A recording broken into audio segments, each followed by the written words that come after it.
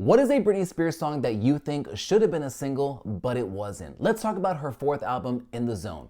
Now, I'm gonna tell you the song that I think should have been a single, but before I do, tell me the song that you died for, that you heard back in 2003 and you're like, my gosh, I hope this is a single. Or even looking back now and you're listening to the album, you're like, this is a really good song, why wasn't it a single? Drop me a line, let me know what you think. I have so many thoughts about this album because this album is a big deal because this is more of Britney's departure of the little bubblegum pop kind of thing. But this album, the content on this album was much more mature. If you know, you know, and we'll get into that later. Now, let's talk about what we did get from this album. This album came out November 15th, 2003. We got 4 singles: Me Against the Music, Toxic, Everytime, and Outrageous. So Me Against the Music is of course the infamous song that she did with Madonna. It didn't start out that way. So my first memory, not my first memory, but one of my first memories of Britney kind of talking about this song and performing it and seeing it was at the 2003 NFL kickoff. It was in Washington, D.C. She did this song, Baby One More Time, and Slay For You. This song was a solo song, and this performance was a solo performance. Now, Britney's story, according to her, was when she was rehearsing for the MTV VMAs, Madonna asked her, hey, I heard the song, it sounds great, we should like collab on it. And of course, Britney's like, hello, Queen of Pop, sure. So they did the song together. This all happened apparently backstage when they were rehearsing for the MTV VMAs. That performance, of course, is Britney's infamous performance when she kisses Madonna and Christina. Well, she didn't kiss Christina, but no one, oh God, there's so much to talk about. If you know what happened with that drama too. Christina Aguilera got mad because she got ignored and all that stuff, but that's a whole other video and I've talked about it before, but we'll talk about it later in more videos. Anyhow, so the song, Me Against the Music, officially came out on October 14th, 2003.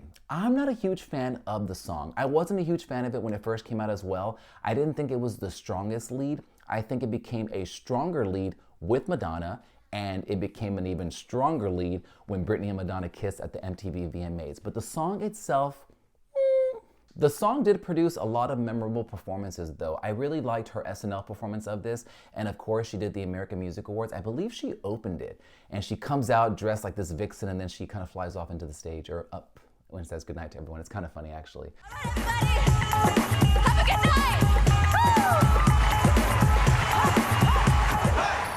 If you like this kind of content and want to talk about more Britney and pop culture stuff, don't forget to hit that like button and subscribe. It really helps out the channel. So Toxic was the second single. This song needs no introduction. Everyone knows Toxic. It had an amazing music video. It won Britney, many people don't know this, but it won Britney her first Grammy, Best Dance Recording at the 47th Annual Grammy Awards.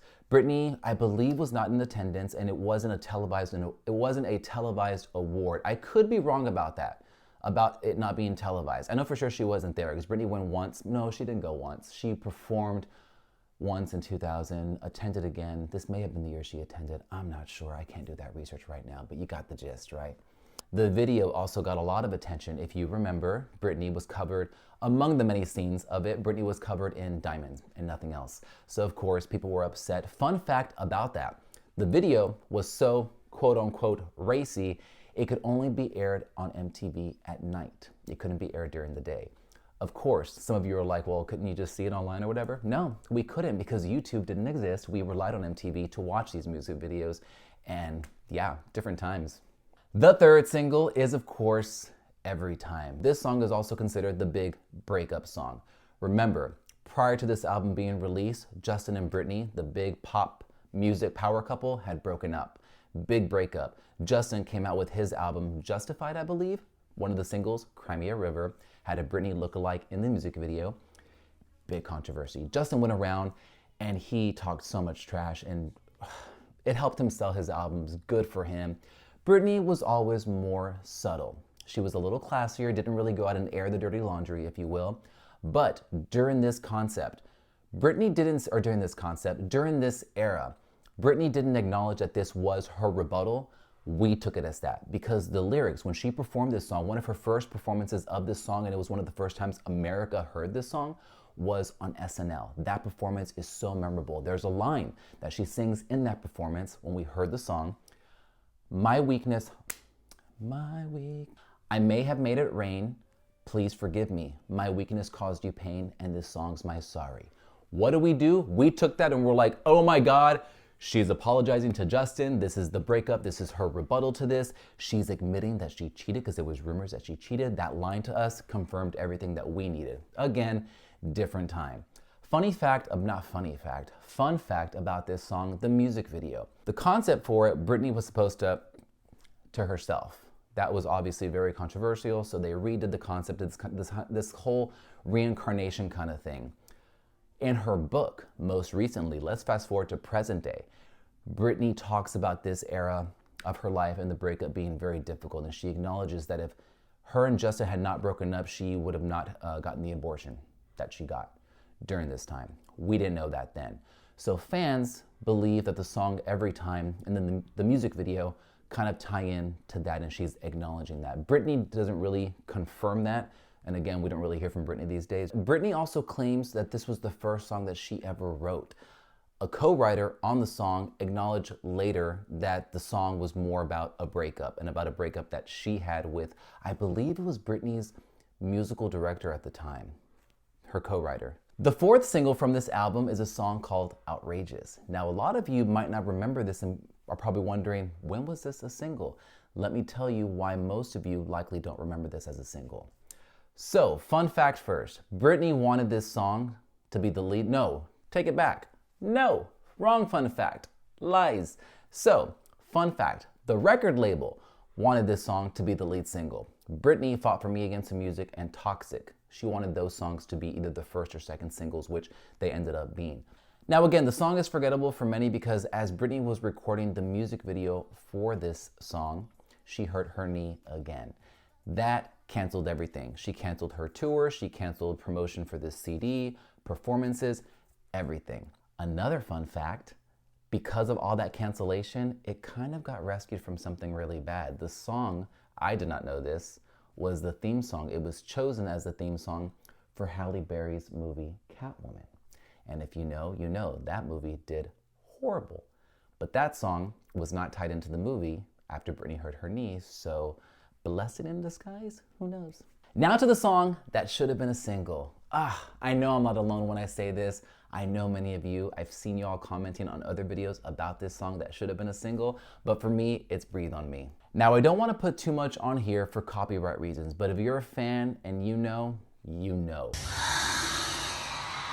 This song was pushed on us so much while she was promoting this album, so it seemed like an obvious choice as one of the singles from this album.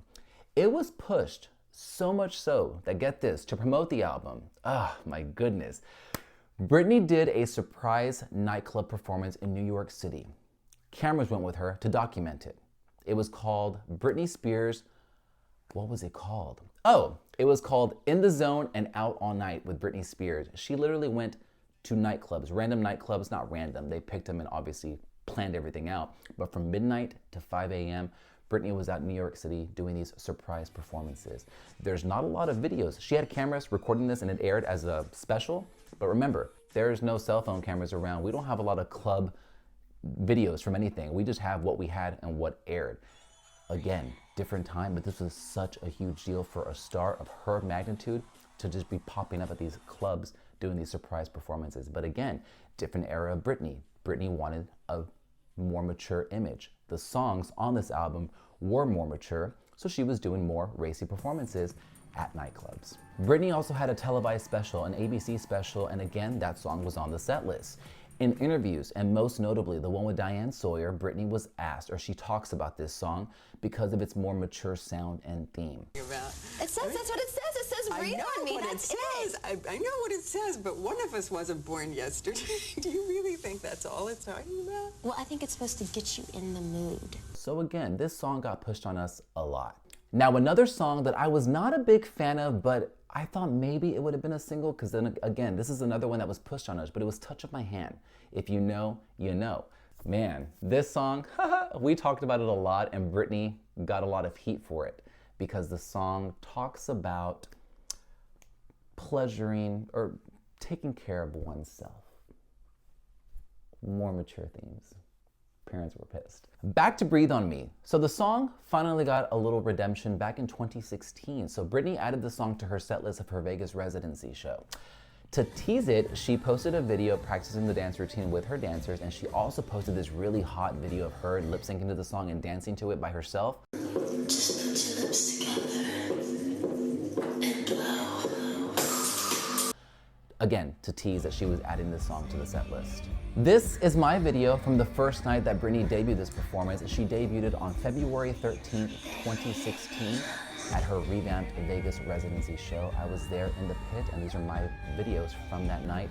Amazing performance. Energy that night was off the hook. She did really, really well.